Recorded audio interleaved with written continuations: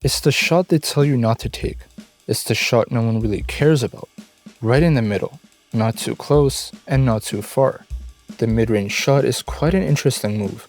One side thinks it's the most basic shot in basketball, and the other side thinks it's the most beautiful. Sports are constantly evolving, and so strategies that used to work eventually lose their success. New moves outclass old ones, and the mid-range shot has become one of the lost arts of basketball. For a while now, the modern NBA has not favored the mid-range, and as the league becomes more focused on entertainment, players become less inclined to work on their two-point shots. But we're also starting to see one man bring back the shot that used to be praised for its beauty and skill, a style of basketball in its purest form. So let's take it back to the beginning. In the 90s, basketball was pretty different. Three-pointers were a thing, but they weren't really the go-to shot.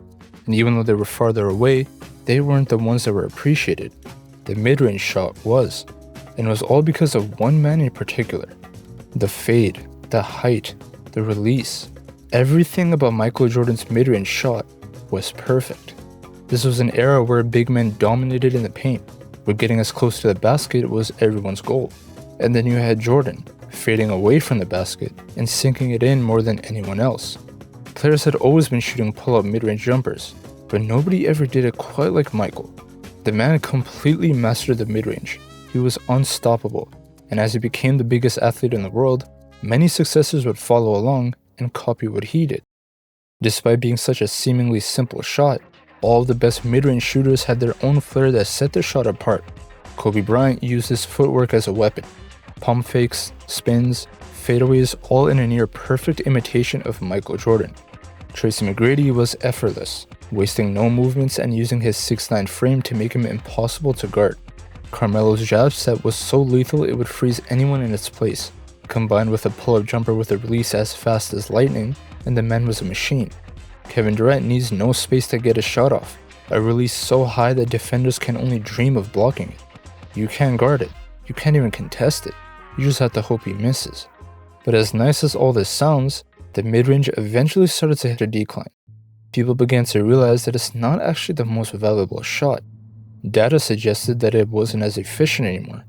And there was also a 6'2" guard who was wreaking havoc in the league. And just like that, the three-point revolution began.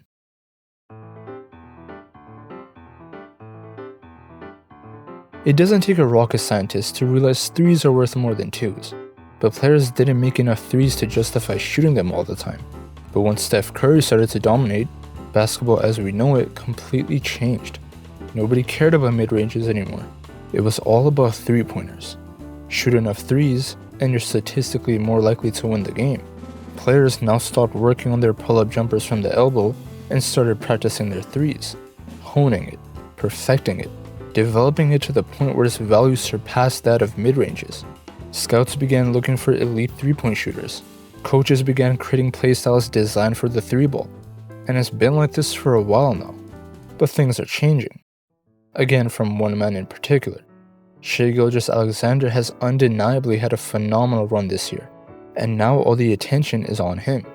Everyone's watching him play and realizing he is not like the other NBA players, at all.